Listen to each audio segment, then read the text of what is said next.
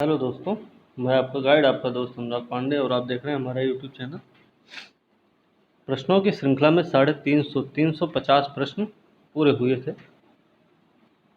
ठीक है, आज प्रश्न शुरू करेंगे 351 से। ठीक है, इम्पोर्टेंट होंगे प्रश्न। यूपीएससी, स्टेट पीएससी के लिए और भी अन्य परीक्षाओं के लिए भी इम्पोर्टेंट हो सकते हैं, क्योंकि इतिहास से संबंधित प्रश्न अन्य परीक्षाओं में भी पूछे जाते हैं। तो चलिए शुरू करते हैं आज का वीडियो, और वीडियो को लास्ट तक ज़रूर देखें।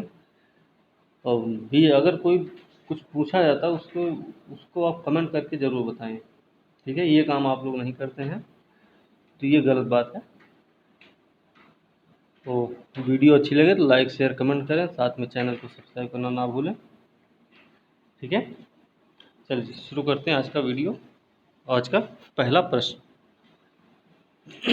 तो पहला प्रश्न है आज का, वेस्ट बैंक वेस्ट बैंक की सीमा किसके द्वारा लगी हुई, किससे लगी हुई है, किस किस देश से लगी हुई है, या किससे किससे लगी हुई है?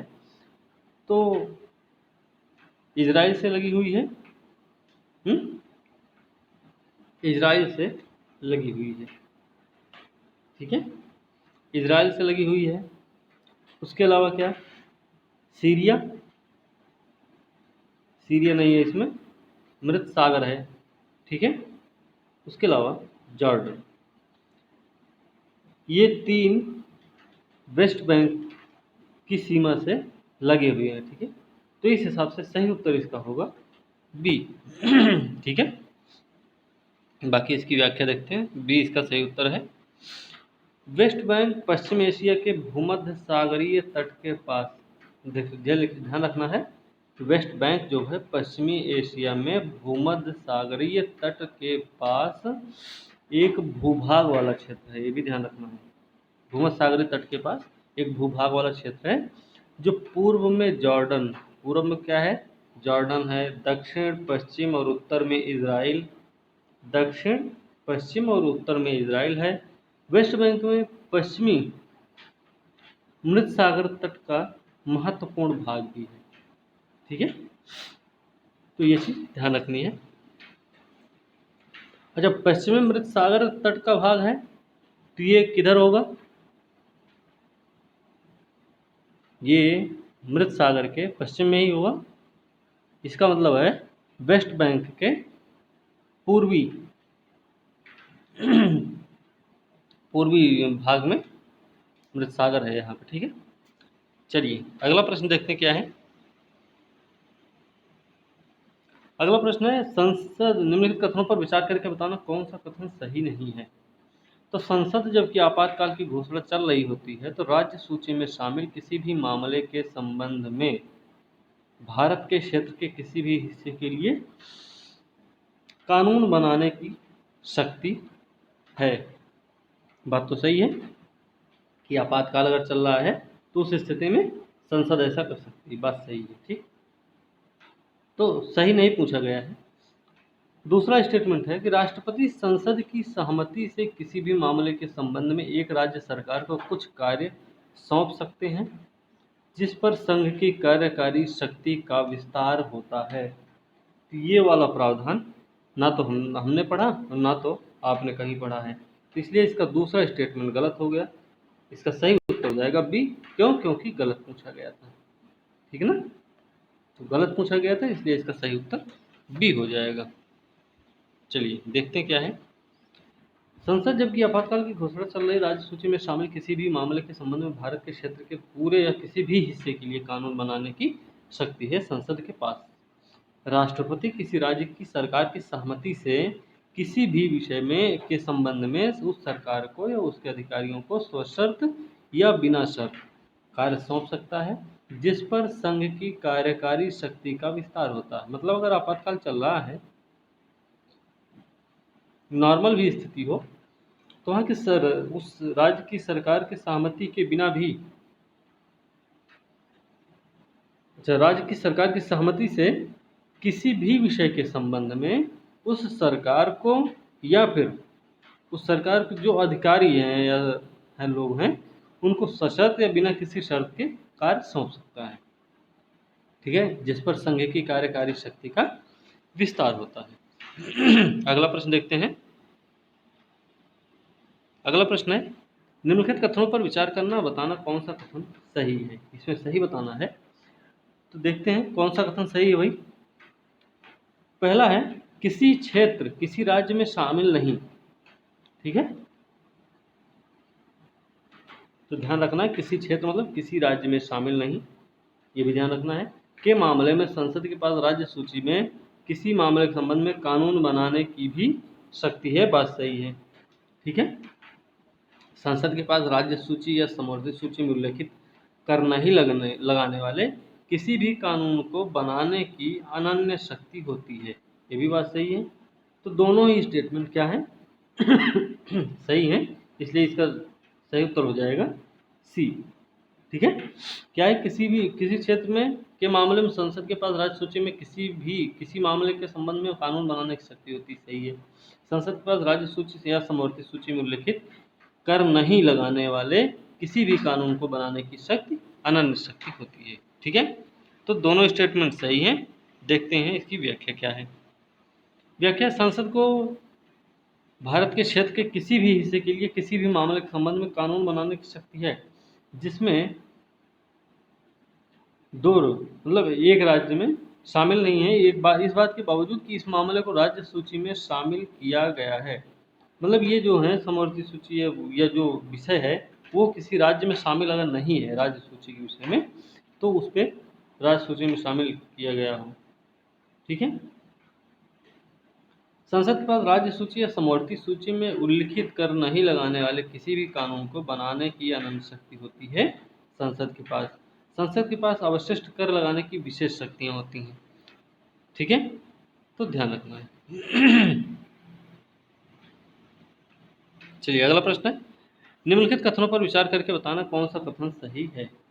तो भारत सरकार किसी भी क्षेत्र की सरकार या भारत के क्षेत्र का हिस्सा नहीं के साथ समझौता करके ऐसे क्षेत्र की सरकार में निहित न्यायिक कार्य कर सकती है, बात सही है। भारत सरकार किसी भी क्षेत्र की सरकार के साथ समझौता करके ऐसे क्षेत्र की सरकार में निहित न्यायिक कार्य कर सकती है, ये बात सही। मिजोरम के राज्यपाल भी प्रत्यक्ष रूप से यह कह सकते हैं कि संसद का एक अधिनियम राज्य के एक आदिवासी क्षेत्र पर लागू नहीं होता है, ऐसे क्यों कहेंगे भाई। ठीक है, ऐसा कहना जरूरत क्या है, तो ए सही उत्तर होगा इसका। दूसरा स्टेटमेंट गलत हो गया था। ठीक है, तो इसका ए सही उत्तर है। भारत सरकार ऐसे क्षेत्र की सरकार में निहित किसी भी कार्यकारी विधायी न्यायिक कार्यों करने के लिए भारत के क्षेत्र का हिस्सा नहीं होने के साथ किसी भी क्षेत्र की सरकार के साथ समझौता कर सकती है, लेकिन इस तरह के हर समझौते के अधीन और शासित होगा किसी भी कानून के लागू होने से संबंधित विदेशी अधिकार क्षेत्र के अभ्यास से संबंधित कोई भी कानून। ठीक है, अगर कोई ऐसा काम होता, समझौता होता, संधि होती है, तो क्या होगा कि वहाँ पर किसी भी कानून के लागू होने से संबंधित जो विदेशी अधिकार क्षेत्र के अभ्यास से संबंधित होगा कोई कानून, वो वहाँ पे शासित होगा। ठीक है, ये बात इसमें कही जा रही है। आगे देखते हैं कि आसाम के राज्यपाल प्रत्यक्ष रूप से यह कह सकते हैं कि संसद के अधिनियम जो है राज्य में आदिवासी क्षेत्र पर लागू नहीं होता। तो कौन कह सकता है, असम के राज्यपाल, ना कि मिजोरम के। ठीक है, या निर्दिष्ट संशोधनों और अपवादों के साथ लागू होता है। राष्ट्रपति को मेघालय, त्रिपुरा, मिजोरम में आदिवासी क्षेत्रों के संबंध में समान शक्ति प्राप्त है। तो ध्यान रखना है कि राष्ट्रपति को मेघालय, त्रिपुरा और मिजोरम में आदिवासी क्षेत्रों के संबंध में, स्वायत्त जिलों के संबंध में समान शक्ति प्राप्त हुई है। ठीक है, चलिए अगला प्रश्न देखते हैं क्या है। अगला प्रश्न है, निम्नलिखित कथनों पर विचार करके बताना कौन सा कथन सही नहीं है। तो राष्ट्रपति को संसद द्वारा बनाए गए कानूनों के बेहतर प्रशासन के लिए किसी भी अतिरिक्त अदालतों की स्थापना के लिए प्रदान करने की शक्ति है। ठीक है, तो पहला स्टेटमेंट क्या है, राष्ट्रपति को संसद द्वारा बनाए गए कानूनों के बेहतर प्रशासन के लिए किसी भी अतिरिक्त अदालतों की स्थापना के लिए प्रदान करने की शक्ति है। तो पहला स्टेटमेंट आपका गलत हो गया। दूसरा है संसद पर समवर्ती सूची, राज्य सूची में दर्ज किसी मामले में संबंध में कोई भी कानून बनाने की विशेष शक्ति है। बातें भी सही है। तो दूसरा स्टेटमेंट तो सही है, गलत पूछा गया था यहाँ पे कि गलत कौन सा है, तो गलत है भैया ए। पहला स्टेटमेंट गलत था इसलिए गलत हो गया ए। ठीक है। संसद कानून द्वारा संघ सूची में शामिल किसी मामले के संबंध में संसद या किसी भी मौजूदा कानूनों के बेहतर प्रशासन के लिए किसी भी अतिरिक्त अदालतों की स्थापना के लिए कानून बना सकती है, कानून प्रदान कर सकती है। ठीक। संसद क्या है? कानून द्वारा संघ सूची में शामिल किसी भी मामले के संबंध में संघ सूची में संसद या किसी मौजूदा कानून के बेहतर प्रशासन के लिए क्या कर सकती हो? अतिरिक्त अदालतों की स्थापना के लिए कानून प्रदान कर सकती है। कौन? संसद, ना कि राष्ट्रपति। ठीक है, राष्ट्रपति नहीं करता, ये संसद ही काम करती है। ठीक। दूसरा, संसद के पास समवर्ती सूची या राज्य सूची में दर्ज किसी भी मामले के संबंध में कोई भी कानून बनाने की विशेष शक्ति होती है। तो दूसरा स्टेटमेंट सही है। ठीक है, चलिए अगला प्रश्न देखते हैं क्या है। निम्नलिखित कथनों पर विचार करके बताना कौन सा कथन सही है। ठीक है। संसद द्वारा बनाए गए कानून को इस आधार पर अमान्य माना जाएगा कि उसका अतिरिक्त क्षेत्रीय अभियान होगा। सही है क्या? संसद द्वारा बनाए गए कानून को इस आधार पर अमान्य माना जाएगा कि उसका अतिरिक्त क्षेत्रीय अभियान होगा। ये गलत है। ठीक है। अगला है, केवल संसद माल और सेवा कर के संबंध में कानून बना सकती है जहां माल की आपूर्ति अंतरराज्यीय व्यापार वाणिज्य के दौरान होती है। संसद माल सेवा कर के संबंध में कानून बना सकती है जहां माल की आपूर्ति अंतरराज्यीय व्यापार वाणिज्य के दौरान होती है। तो ये स्टेटमेंट सही, इसलिए सही उत्तर इसका हो गया बी। ठीक है। चलिए इसकी व्याख्या देखते हैं क्या है।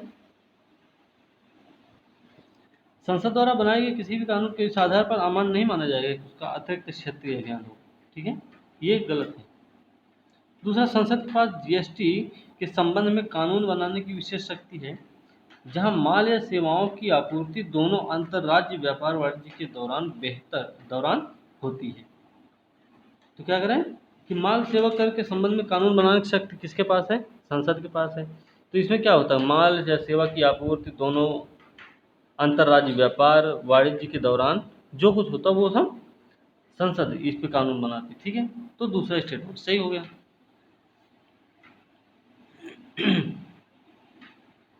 संविधान की 5वीं अनुसूची के संबंध में बताना कौन सा कथन सही है।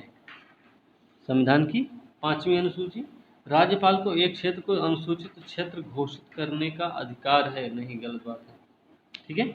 दूसरा है, अनुसूचित क्षेत्रों वाले प्रत्येक राज्य को एक जनजातीय सलाहकार परिषद की स्थापना। अनुसूचित क्षेत्रों वाले प्रत्येक राज्य को एक जनजातीय सलाहकार परिषद की स्थापना करनी है। तो ये बात तो सही है। ठीक ना। इसके अलावा जनजाति सलाहकार परिषद के परामर्श के बाद राज्यपाल को एक अनुसूचित क्षेत्र की शांति अच्छी सरकार के लिए नियम बनाने का अधिकार है। तो तीसरा स्टेटमेंट भी क्या है? सही है। ठीक है, इस हिसाब से दूसरा और तीसरा सही हुआ, तो सही उत्तर हो गया सी। ठीक है, चलिए इसकी व्याख्या देख लें। सी इसका सही उत्तर है। राष्ट्रपति को एक क्षेत्र को अनुसूचित क्षेत्र घोषित करने का अधिकार है। वह अपने क्षेत्र को बढ़ा भी सकता है, घटा भी सकता है। संबंधित राज्य के राज्यपाल से परामर्श से अपनी सीमा रेखा को बदल सकता है। मतलब राज्य के राज्यपाल से सलाह लेते हैं, उसके बाद ही उनके क्षेत्र को बढ़ा सकते हैं, उनके क्षेत्र को घटा सकते हैं। ठीक है, इस तरीके से ध्यान रखना। कौन घटाएगा बढ़ाएगा? राष्ट्रपति। अनुसूचित क्षेत्र घोषित कौन करेगा? राष्ट्रपति। ठीक है। अनुसूचित क्षेत्रों वाले प्रत्येक राज्य को अनुसूचित जनजातियों के कल्याण उन्नति के बारे में सलाह देने के लिए जनजातीय सलाहकार परिषद की स्थापना करनी है। बात सही है। ठीक है। अब ये राज्य का कर्तव्य होता है कि वो जो है जनजातीय सलाहकार परिषद की स्थापना करे ताकि उनके विकास काम को ध्यान में रखा जाए, उसके लिए कुछ अच्छे से अच्छा काम किया जाए। ठीक है। अनुसूचित क्षेत्रों वाले प्रत्येक राज्य को अनुसूचित जनजातियों के कल्याण उन्नति के बारे में सलाह देने के लिए एक जनजाति सलाहकार परिषद की स्थापना करनी। इसमें 20 सदस्य होते हैं। ध्यान रखना है कि इसमें 20 सदस्य होते हैं, जिनमें 3/4 जो होते हैं वो राज्य विधानसभा में मतलब अनुसूचित जनजातियों के प्रतिनिधि होते, मतलब 20 लोग होते हैं टोटल, और 20 में से 3/4 जो होते हैं वो राज्यों की विधानसभा से होते हैं, और वो भी क्या, अनुसूचित जनजातियों के प्रतिनिधि होते हैं वो लोग, ठीक है। तो ये चीज़ ध्यान रखनी है। अच्छा, 3/4, 20 का 3/4 कितना हो जाएगा, 15, ठीक है। तो ये चीज़ भी ध्यान रखना आपको। राज्यपाल को यह निर्देश देने का अधिकार है कि संसद या राज्य विधायिका का कोई विशेष अधिनियम अनुसूचित क्षेत्र पर लागू नहीं होता है, या निर्दिष्ट संशोधनों अपवादों के साथ लागू होता है, ठीक है। वह जनजाति सलाहकार परिषद से परामर्श के बाद एक अनुसूचित क्षेत्र की शांति अच्छी सरकार के लिए नियम बना सकते हैं, ठीक है। तो इसलिए पहला स्टेटमेंट गलत हुआ, दूसरा तीसरा सही हो गया। अगला प्रश्न है, निम्नलिखित कथनों पर विचार करना। समवर्ती सूची में शामिल विषय पर केंद्रीय कानून राज्य कानून के बीच संघर्ष के मामले में केंद्रीय कानून राज्य कानून पर प्रभाव, तो बात सही है, ठीक है। सही नहीं है पूछा गया, ये भी ध्यान रखना है। तो भाई पहला स्टेटमेंट तो सही है, ठीक है। शिक्षा शुरू में राज्य सूची के तहत एक विषय था, लेकिन बाद में केंद्रीय सूची बना दिए गए, गलत है। एक विषय को राज्य सूची से समवर्ती सूची में लाने के लिए एक संवैधानिक संशोधन की आवश्यकता नहीं होती है, ऐसा नहीं है, संशोधन की आवश्यकता तो होती है। तो इसका दूसरा और तीसरा स्टेटमेंट गलत हो गया, और पूछा क्या गया था कि गलत कौन सा है, तो दूसरा तीसरा गलत हुआ, इसका मतलब सी सही उत्तर हुआ, ठीक है। चलिए अगला प्रश्न देखते हैं क्या है, थोड़ी सी व्याख्या देख लें। समवर्ती सूची में शामिल विषय पर केंद्रीय कानून राज्य कानून के बीच अगर संघर्ष हो जाता है, तो केंद्रीय कानून जो है राज्य कानून पर प्रबल हो जाता है, ठीक। 42वें संशोधन द्वारा शिक्षा को राज्य सूची में था, अब समवर्ती सूची में डाल दिया गया है, केंद्र सूची में कभी नहीं डाला, ठीक है। एक विषय जो राज्य की सूची से समवर्ती सूची में लाने के संवैधानिक संशोधन की आवश्यकता होती है, ये भी आपको ध्यान में रखना है। चलिए अगला प्रश्न देखते हैं क्या है। अगला प्रश्न है, निम्नलिखित कथनों पर विचार करके बताना है कौन सा कथन सही है। तो अनुच्छेद 275 275 संसद को उन राज्यों को अनुदान देने का अधिकार देता है, 275 अनुदान देने के बाद का अधिकार देता है जिन्हें वित्तीय सहायता की आवश्यकता है, और प्रत्येक राज्य, ठीक है। अनुच्छेद पहला स्टेटमेंट है, अनुच्छेद 275 संसद को उन राज्यों को अनुदान देने का अधिकार देता है जिन्हें वित्तीय सहायता की आवश्यकता होती है, ठीक है। प्रत्येक राज्य को नहीं, जिनको जरूरत होगी उन्हीं को अनुदान दे सकता, वित्तीय सहायता दी जाएगी, सबको नहीं दी जाएगी, ठीक है। तो ये 275 के तहत बोला गया है क्या? पहला स्टेटमेंट आपका सही है, क्योंकि अनुच्छेद 275 में ही ये बात कही गई है कि राज्यों को अनुदान देने का अधिकार संसद को है, और ये कैसे कि वित्तीय सहायता की आवश्यकता जिनको होगी उन्हीं को देना है, प्रत्येक राज्य को नहीं देना, ठीक। 275 के तहत वैधानिक अनुदान राज्यों को नीति आयोग की सिफारिश पर दिया जाता है, ये स्टेटमेंट आपका गलत है, ठीक है ना। तो इस हिसाब से आपका सही उत्तर हो गया ए, ठीक है। चलिए ये सही उत्तर, इसे देख लेते क्या है। वैधानिक अनुदान 200, ध्यान रखना 275 संसद को उन राज्यों के अनुदान देने का अधिकार जिन्हें वित्तीय सहायता की आवश्यकता होती है और प्रत्येक राज्य को नहीं है। साथ ही अलग अलग राज्यों के लिए अलग अलग रकम तय की जा सकती है, ये रकम हर साल भारत के समेकित कोष पर ली जाती है, ठीक है। तो कहाँ से ली जा रही भाई? समेकित कोष से ली जा रही, जो अतिरिक्त अनुदान या वित्तीय सहायता राज्यों को दी जाती है वो कहाँ से ली जाती है? समेकित कोष से, ठीक। आगे है कि अनुच्छेद 275 सामान्य और विशिष्ट दोनों के तहत वैधानिक अनुदान राज्यों को वित्त आयोग की सिफारिश पर दिया जाता है, ध्यान रखना है, नीति आयोग नहीं, वित्त आयोग की सिफारिश पर दिया जाता है, ठीक है। चलिए अगला प्रश्न है, केंद्र को निम्नलिखित मामलों में से किसमें अपनी कार्यकारी शक्ति के प्रयोग के संबंध में राज्यों को निर्देश देने का अधिकार है? केंद्र को निम्नलिखित मामलों में से किसमें अपनी कार्यकारी शक्ति के प्रयोग के संबंध में राज्यों को निर्देश देने का अधिकार है? चलिए देखते हैं इसका पहला स्टेटमेंट क्या है। इसका पहला स्टेटमेंट है, राज्य द्वारा संचार के साधनों का निर्माण और रखरखाव, बात सही है। राज्य के भीतर रेलवे की सुरक्षा के लिए किए जाने वाले उपाय, ये भी सही है। राज्य में अनुसूचित जनजातियों के कल्याण के लिए निर्दिष्ट योजनाओं का खाका और क्रियान्वयन। राज्य में अनुसूचित जनजातियों के कल्याण के लिए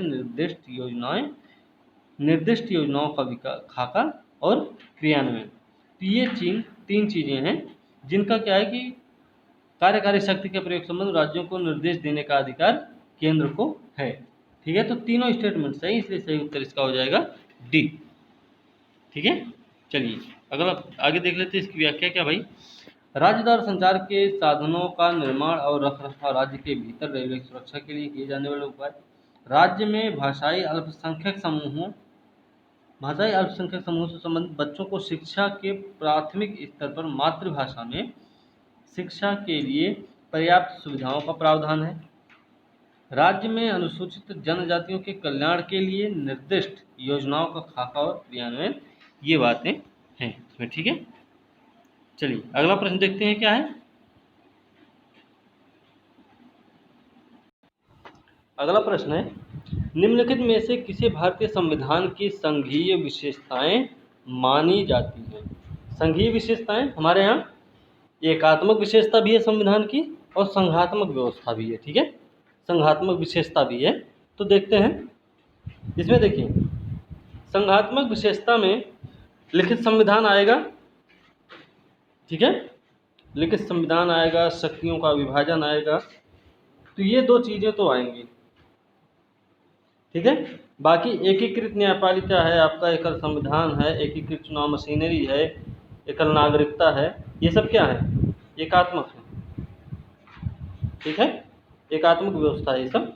बाकी लिखित संविधान और एकल ये शक्तियों का विभाजन, ये जो हैं आपके संघीय विशेषताएं बताती हैं ये सब। तो इनके बारे में तो इसका सही उत्तर हो गया इसके लिए हिसाब से सी, इसका सही उत्तर हो गया। ठीक है, चलिए इसकी व्याख्या देख लेते क्या है।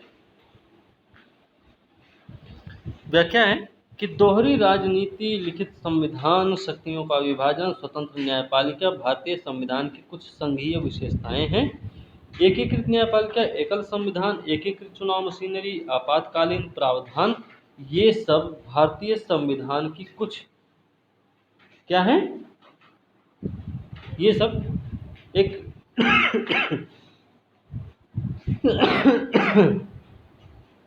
एकात्मक विशेषताएं हैं कि संघीय हैं।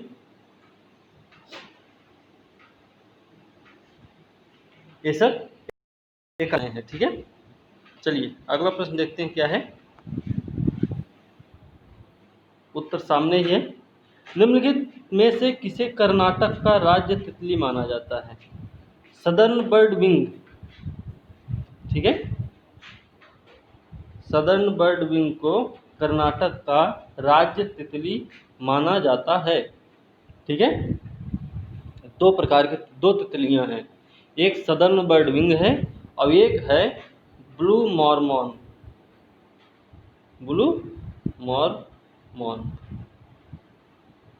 ठीक है, ये महाराष्ट्र में पाई जाती है और ये सदर्न बर्ड विंग जो है ये कर्नाटक की राज्य तितली है। अब इनमें सबसे बड़ी तितली कौन सी है, बात ये होती है। तो सबसे बड़ी तितली ब्लू मॉर्मॉन को माना जाता है। ठीक है, तो ये भी ध्यान रखना ब्लू मॉर्मॉन किस प्रजाति से संबंधित है या क्या है, ये कहाँ पाया जाता है, तो आपको ध्यान रखना कि ये तितली की प्रजाति है। ठीक है, चलिए तो इसका सही उत्तर होगा दक्षिणी बर्ड विंग, कर्नाटक का राज्य तितली है।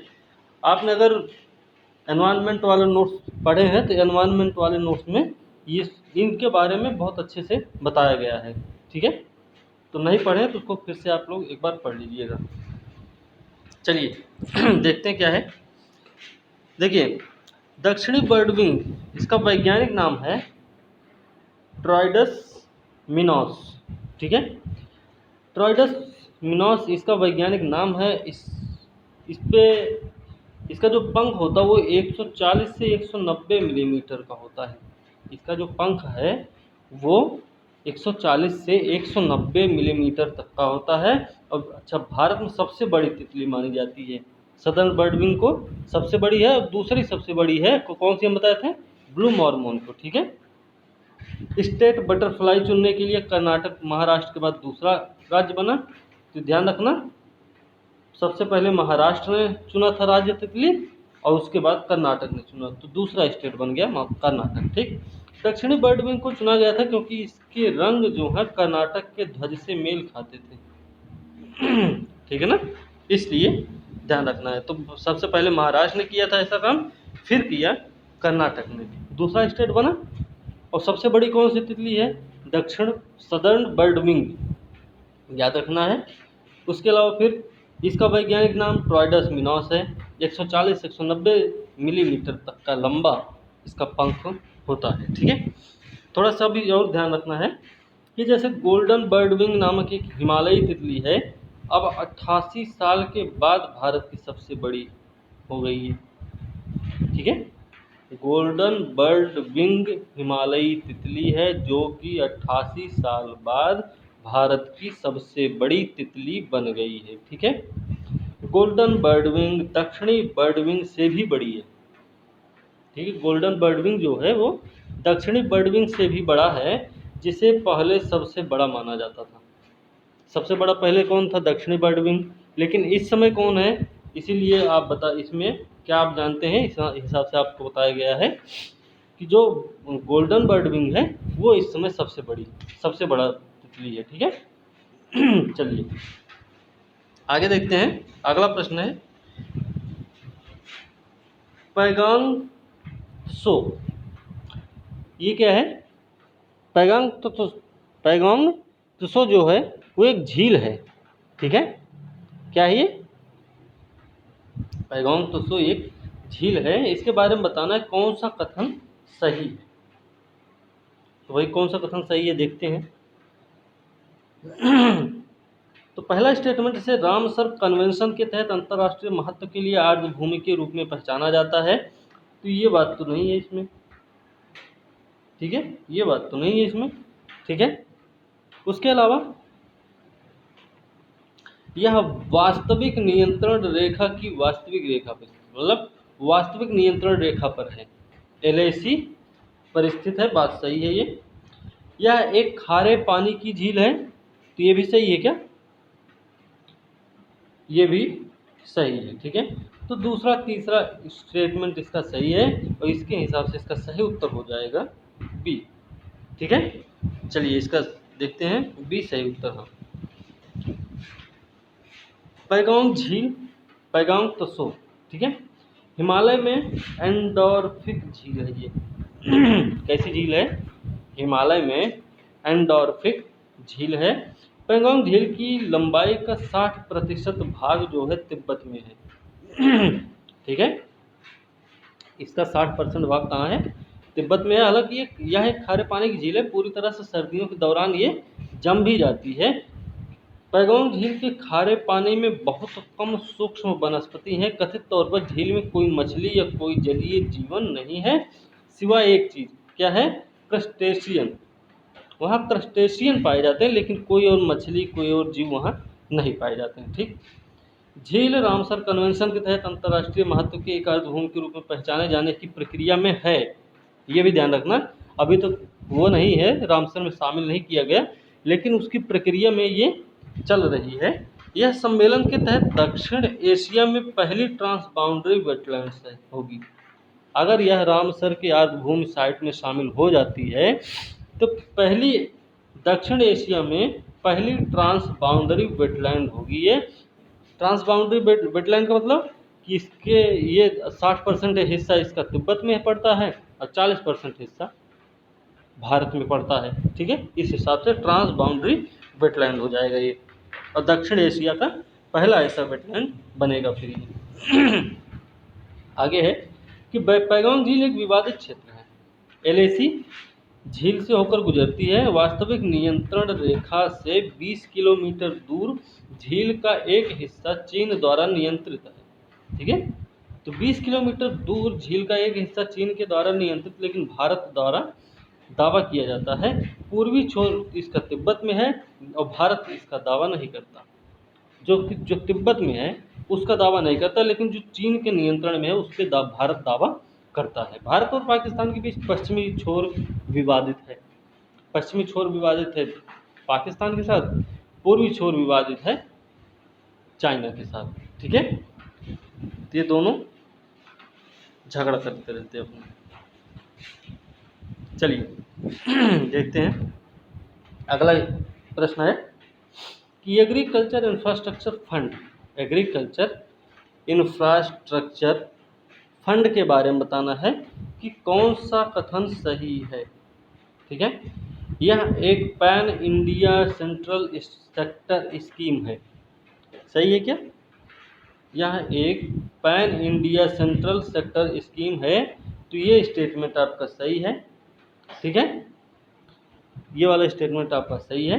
दूसरा है योजना की अवधि फाइनेंशियल ईयर 2020 से फाइनेंशियल ईयर 2022 तक होगी।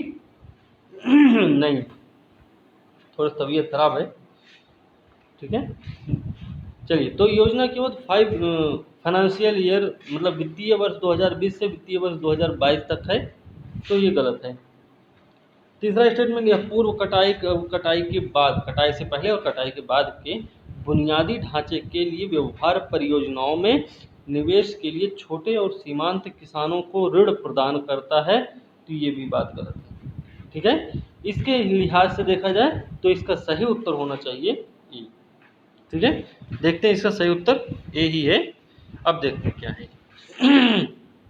कृषि और संरचना निधि, केंद्रीय मंत्रिमंडल ने एक नए pan India central sector scheme agri infrastructure fund को अपनी मंजूरी दे दी है। एग्री इंफ्रास्ट्रक्चर फंड को मंजूरी दे दी है। इस योजना के बाद फसल प्रबंधन के लिए व्यवहार परियोजनाओं में निवेश के लिए एक मध्यम दीर्घकालिक ऋण दिया जाएगा, ठीक है।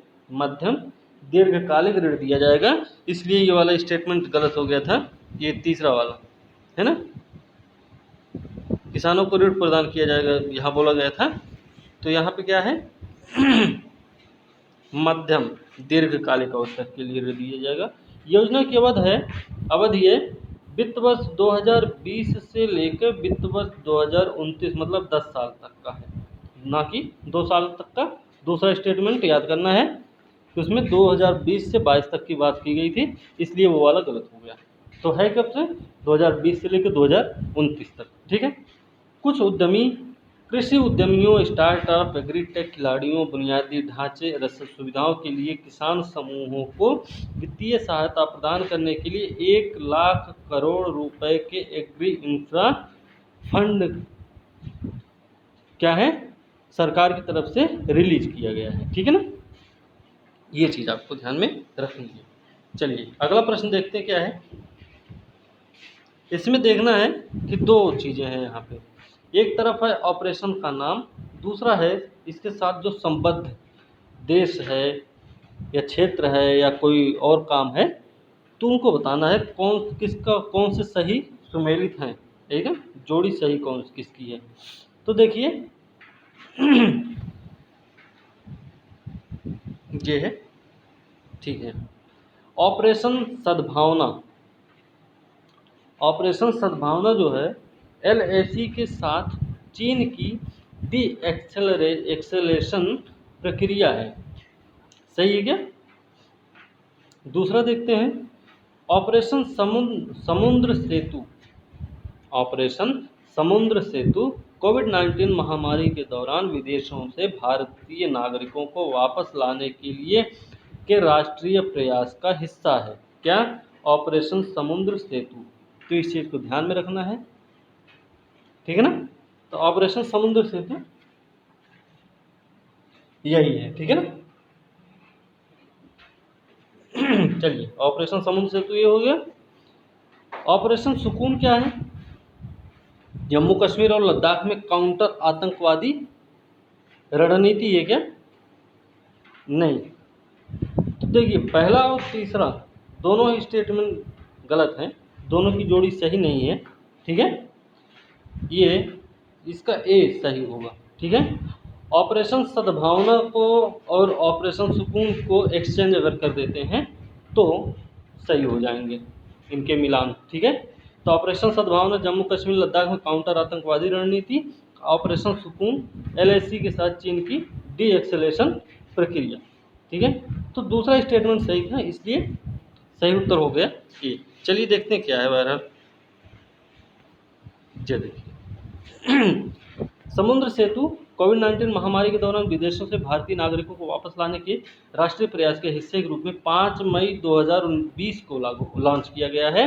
इसमें 3992 भारतीय नागरिकों को समुद्र में वापस लाने के बाद समुद्र में सफलतापूर्वक, मतलब इन सबको वापस ला दिया गया भारत, फिर उसके बाद इसको समाप्त कर दिया गया है। ठीक है, ये चीज़ है ऑपरेशन समुद्र सेतु।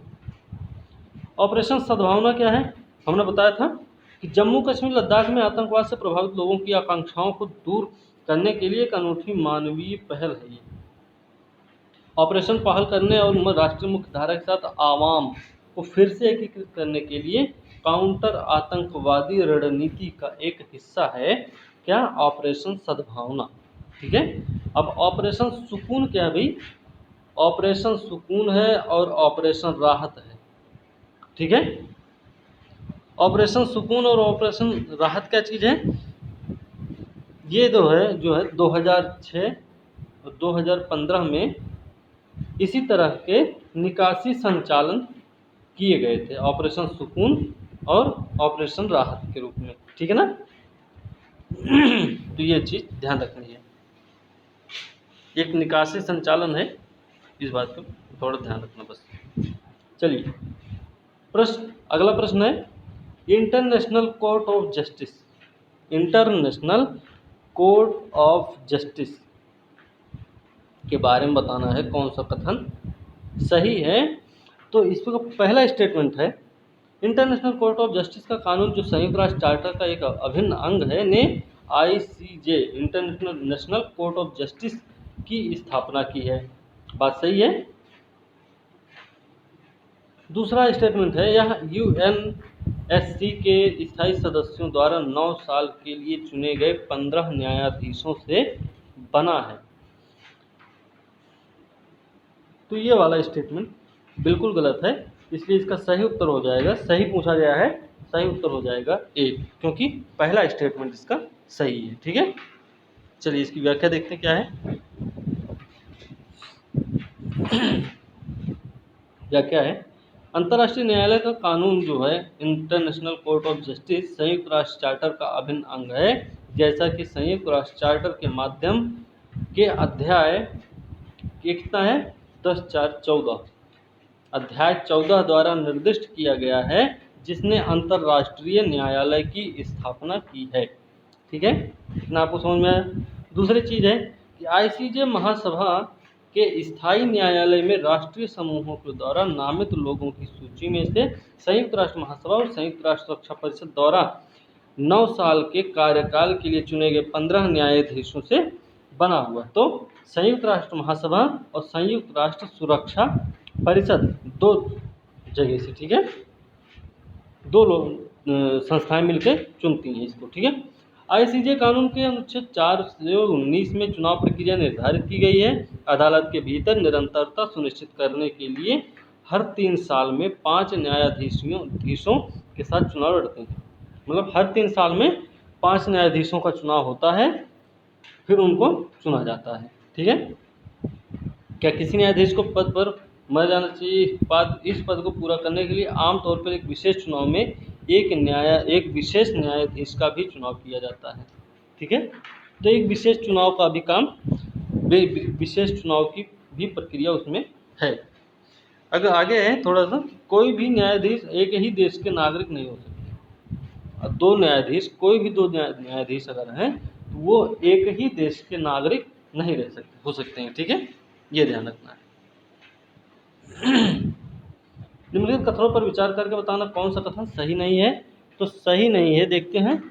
भारत के मुख्य न्यायाधीश सहित उच्चतम न्यायालय के न्यायाधीशों की संख्या अधिकतम 30 होगी, गलत है। ठीक है, पहले भी देखा जाए तो भी नहीं, इस समय तो बिल्कुल नहीं। क्यों? क्योंकि इस समय कितना है 34, 33 + 1। ठीक, चौथे न्यायाधीशों के मामले में सुप्रीम कोर्ट ने पहली बार फैसला सुनाया कि भारत के मुख्य न्यायाधीश कॉलेजियम से परामर्श करना चाहिए, जिसमें उच्चतम न्यायालय के वरिष्ठ न्यायाधीश शामिल हैं। तो ऐसा कुछ नहीं। ठीक है, तो दोनों स्टेटमेंट गलत है, इसलिए सही उत्तर इसका हो जाएगा सी। चलिए इसकी व्याख्या देखते हैं क्या है। भारत के मुख्य न्यायाधीश को छोड़कर उत्तर न्यायालय न्यायाधीशों की संख्या कितनी? 23। 23 नहीं 33 है, ठीक है, 33 है, ठीक है। तीसरे न्यायाधीशों के मामले में सुप्रीम कोर्ट ने पहली बार फैसला सुनाया कि भारत के मुख्य न्यायाधीश कोलेजियम से परामर्श करना चाहिए, जिसमें उच्चतम न्यायालय के 4 वरिष्ठतम न्यायाधीश शामिल होंगे। दूसरे न्यायाधीशों के मामले में यह केवल 2 वरिष्ठतम रहेंगे, ठीक है। इसलिए दूसरा स्टेटमेंट भी क्या हुआ? गलत हो गया। चलिए आगे देखते हैं। आगे है कि निम्नलिखित कथनों पर विचार करके बताना कौन सा कथन सही है, ठीक है ना। तो देखते हैं कौन सा कथन सही है। 84वें संवैधानिक संशोधन अधिनियम के अनुसार सर्वोच्च न्यायालय के वरिष्ठतम न्यायाधीश को भारत के मुख्य न्यायाधीश के रूप में नियुक्त किया जाता है। तो ये तो गलत है, ठीक है। 84वां, ठीक है ना। दूसरा है सुप्रीम कोर्ट के एक जज 5 साल तक पद पर रह सकते हैं या जब तक वह 65 वर्ष की आयु प्राप्त नहीं कर लेते, जो भी पहले होगा, 5 साल या 65 साल, या फिर 6 साल पर या 65 साल, ठीक है। तो दोनों ही स्टेटमेंट गलत हैं, इसलिए सही उत्तर इसका डी हो जाएगा, ठीक है। चलिए इसकी व्याख्या देखते हैं क्या है। ठीक है। सीजीआई की नियुक्ति की सटीक प्रक्रिया पर संविधान क्या है? मौन है। पहली बात तो सटीक प्रक्रिया पर मौन है। वरिष्ठतम न्यायाधीश को सीजीआई के रूप में नियुक्त करना एक सम्मेलन है, जिसे 93 में सुप्रीम कोर्ट ने भी स्वीकार किया है, ठीक है ना। सर्वोच्च न्यायालय का न्यायाधीश तब तक पद धारण करता है जब तक वह 65 वर्ष की आयु प्राप्त नहीं कर लेता, ठीक है। 5 साल 65 साल नहीं, 65 साल तक है, ठीक है। चलिए अगला देखते हैं क्या है। और ये ध्यान ये भी रखना था, मुख्य न्यायाधीश की बात नहीं हो रही थी, सिर्फ न्यायाधीश की बात हो रही थी, इसलिए उसमें आपको कंफ्यूज नहीं होना था, ठीक। चलिए अगला प्रश्न है, निम्नलिखित कथनों पर विचार करके बताना कौन सा कथन सही है। सर्वोच्च न्यायालय के न्यायाधीश के रूप में पद पर आसीन कोई भी व्यक्ति भारत के भीतर उच्च न्यायालय से उच्चतम न्यायालय को छोड़कर किसी भी अदालत में पैरवी नहीं करेगा, ठीक है। तो सही है कि गलत है? सर्वोच्च न्यायालय के न्यायाधीश के रूप में पद पर आसीन कोई भी अगर व्यक्ति है तो भारत के भीतर उच्च न्यायालय या उच्चतम न्यायालय को छोड़कर किसी भी अदालत में पैरवी नहीं करेगा। हमने बताया है जब ज़्यादा जोर देने की बात होती है तो आपको थोड़ा सा सोचने की ज़रूरत होती है वहाँ पे, ठीक है। तो ये स्टेटमेंट आपका गलत है, ठीक। पहला स्टेटमेंट आपका गलत हो गया। दूसरा स्टेटमेंट है कि जब भारत के मुख्य न्यायाधीश अपने कार्यालय के कर्तव्यों का पालन करने में असमर्थ होते हैं तो कार्यालय के कर्तव्यों का पालन सर्वोच्च न्यायालय के अगले वरिष्ठ न्यायाधीश द्वारा किया जाएगा। ये दूसरा स्टेटमेंट भी इसका गलत है, इसलिए सही उत्तर इसका डी हो जाएगा, क्योंकि दोनों ही स्टेटमेंट गलत हैं। पूछा गया था कि सही कौन सा, इसलिए सर्वोच्च न्यायालय के न्यायाधीश के रूप में पद पर आसीन कोई भी व्यक्ति है तो भारत के क्षेत्र के भीतर किसी भी न्यायालय में या उससे पहले किसी भी अदालत में या तो पैरवी या कार्यवाही नहीं करेगा, ठीक है। उच्चतम न्यायालय में भी नहीं जाएगा, उच्च न्यायालय में भी वो नहीं जाएगा, ठीक, ध्यान रखना, उसमें भी पैरवी नहीं करेगा वो। जब भारत के मुख्य न्यायाधीश का कार्यकाल खाली होता है, कार्यालय खाली होता है, या जब मुख्य न्यायाधीश अनुपस्थिति के कारण या अन्यथा अपने कार्यालय के कर्तव्यों का पालन करने में असमर्थ होते हैं तो कार्यालय के कर्तव्यों का प्रदर्शन ऐसे अन्य न्यायाधीशों के द्वारा किया जाएगा, ठीक है। राष्ट्रपति के रूप में न्यायालय इस उद्देश्य के लिए नियुक्त कर सकता है। तो इस काम के लिए जब मान लो मुख्य न्यायाधीश का कार्यालय उस समय खाली है, उनकी सीट खाली है, तो उस स्थिति में राष्ट्रपति महोदय क्या करते हैं, किसी वरिष्ठतम न्यायाधीश को उस उद्देश्य की पूर्ति के लिए नियुक्त कर देते, भाई आप तब तक कार्यभार संभालिए, ठीक है। ये चीज़ होती है, तो ये चीज़ ध्यान रखना है। चलिए अगला प्रश्न है, निम्नलिखित कथनों पर विचार करके बताना है कौन सा कथन सही नहीं है। तो जब सुप्रीम कोर्ट के किसी भी सत्र को आयोजित करने जारी रखने के लिए स्थायी न्यायाधीशों के कोरम की कमी होती है तो राष्ट्रपति एक अस्थायी अवधि के लिए सुप्रीम कोर्ट के तदर्थ न्यायाधीश के रूप में एक उच्च न्यायालय के न्यायाधीश को नामित करता है। उच्च न्यायालय के न्यायाधीश को नामित क्यों करे भाई? पहली बात तो उच्च न्यायालय के न्यायाधीश को क्यों नामित करे कोई? तदर्थ न्यायाधीश चाहिए, तो उच्च न्यायालय के न्यायाधीश क्यों? ठीक है, अगर उच्च न्यायालय के न्यायाधीश हैं तो मुख्य न्यायाधीश होने चाहिए। ठीक है, तो पहला स्टेटमेंट गलत है, ठीक है ना, मैं इसको कहूँ राष्ट्रपति। ठीक, तो पहला स्टेटमेंट आपका गलत हो गया। ठीक, दूसरा स्टेटमेंट देखते हैं। राष्ट्रपति की पूर्व सहमति से भारत का मुख्य न्यायाधीश उच्चतम न्यायालय के सेवानिवृत्त न्यायाधीश से अस्थायी अवधि के लिए उच्चतम न्यायालय के न्यायाधीश के रूप में कार्य करने का अनुरोध कर सकते हैं। ये है तदर्थ न्यायाधीश की प्रक्रिया। ठीक है, तो ये दूसरा स्टेटमेंट आपका सही हुआ, इसलिए इसका सही उत्तर सही पूछा गया था। क्या पूछा गया? गलत कौन सा है? तो गलत कौन सा है भाई? गलत है पहला। पहला जब गलत है तो सही उत्तर हो जाएगा ए। ठीक है, चलिए इसकी व्याख्या देख लेते हैं।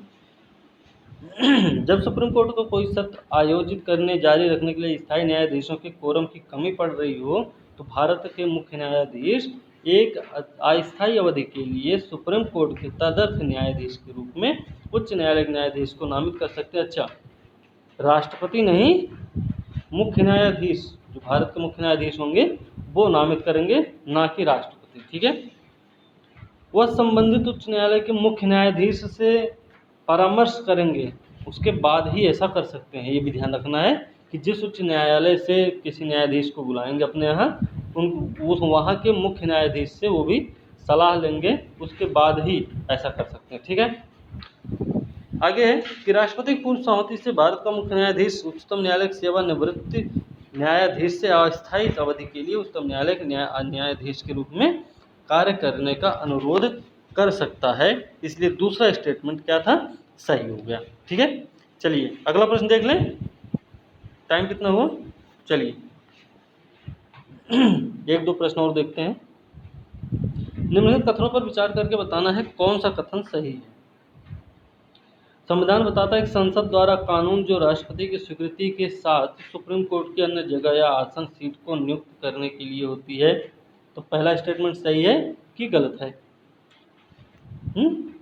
तो पहला स्टेटमेंट गलत है, मतलब कि संविधान ये बताता है कि जो भी सुप्रीम कोर्ट की जगह है या सीट है उसको खाली होगी, उसको नियुक्त करने के लिए संसद द्वारा कानून बनाया जाएगा, वो भी राष्ट्रपति की पूर्व स्वीकृति के बाद।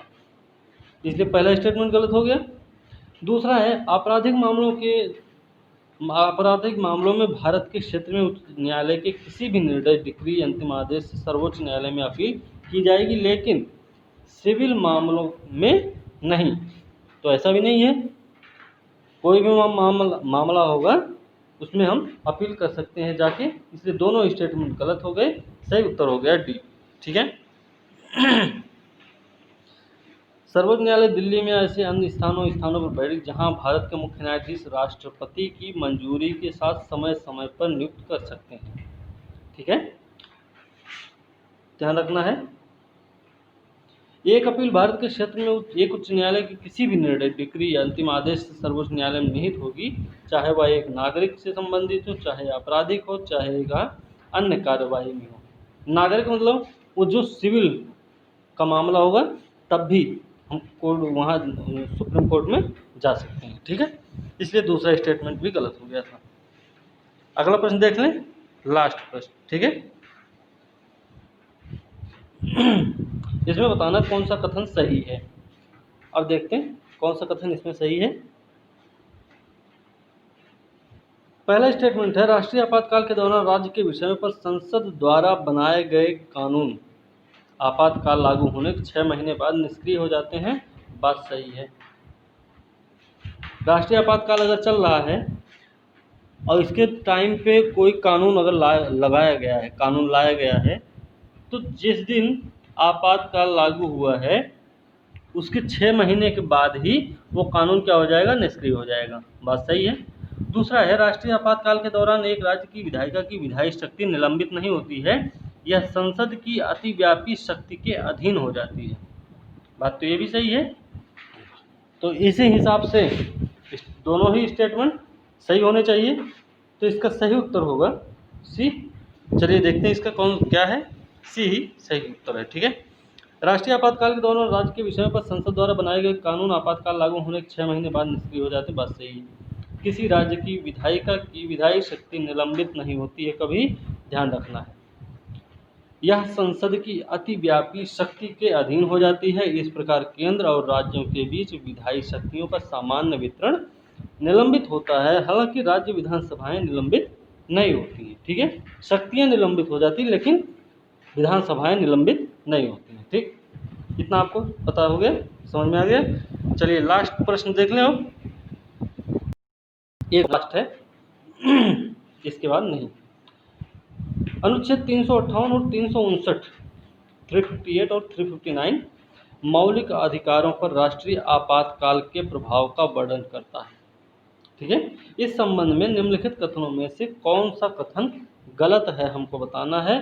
तो देखिए पहली बात तो क्या है कि इसका बी सही उत्तर है। ठीक है, देखिए आपातकाल घोषित होते 358 राष्ट्रपति को मौलिक अधिकार को अनुच्छेद 19 के तहत निलंबित करने का अधिकार मिलता है। बात सही है। ठीक है, सही है ना। तो ये इसका बी वाला जो है वो गलत स्टेटमेंट है। चलिए इसकी व्याख्या देख लेते हैं क्या है। 358 अनुच्छेद 19 द्वारा गारंटीकृत मौलिक अधिकारों के निलंबन से संबंधित है, जबकि 359 की अगर बात करें तो वो अन्य मौलिक अधिकारों के निलंबन 20 और 21 को निलंबित नहीं किया जा सकता है। ये हमेशा याद रखना, से संबंधित है 359। जैसे ही आपातकाल घोषित किया जाता है, अनुच्छेद 358 स्वचालित रूप से अनुच्छेद 19 के तहत मौलिक अधिकारों को निलंबित कर देता है। दूसरी ओर 359 किसी भी मौलिक अधिकार को स्वचालित रूप से निलंबित नहीं करता है। यह केवल राष्ट्रपति को निर्दिष्ट मौलिक अधिकारों के प्रवर्तन को निलंबित करने का अधिकार देता है। मतलब क्या है कि 358 के तहत अनुच्छेद 19 अपने आप निलंबित हो जाता है, लेकिन 359 जो है वो अपने आप निलंबित नहीं करता है। वो सिर्फ राष्ट्रपति को अधिकार दे देता है कि आप मौलिक अधिकार आप निलंबित कर सकते हैं, लेकिन उसमें भी शर्त है कि 20 और 21 को छोड़ना है। 20 और 21 को छूना भी नहीं, मतलब 20 और 21 को निलंबित नहीं करना है। ठीक है, ये चीज़। आपातकाल के समाप्त होने के बाद भी कोई भी उपाय आपातकाल के दौरान किया जाता है। इसका मतलब यह है कि आपातकाल के दौरान की गई विधायी और कार्यकारी कार्रवाई को आपातकाल के बाद भी चुनौती नहीं दी जा सकती है। अगर आपातकाल के दौरान कोई भी कार्रवाई की गई है तो आपातकाल के बाद उसको चुनौती नहीं दी जाएगी। ठीक, 358 केवल बाहरी आपातकाल के मामले में संचालित होता है। 358 भी ध्यान रखना है, यह केवल बाहरी आपातकाल के मामले में संचालित होता है, लेकिन 359 जो है बाहरी आपातकाल हो चाहे आंतरिक आपातकाल हो, दोनों के मामले में संचालित होता है। ठीक, चलिए आज का वीडियो यहीं पे समाप्त करते हैं। और वीडियो अच्छी लगी लाइक शेयर कमेंट जरूर करें, साथ में चैनल को सब्सक्राइब करें। ठीक है, और अगली वीडियो के साथ हम कल मिलेंगे, तब तक के लिए धन्यवाद।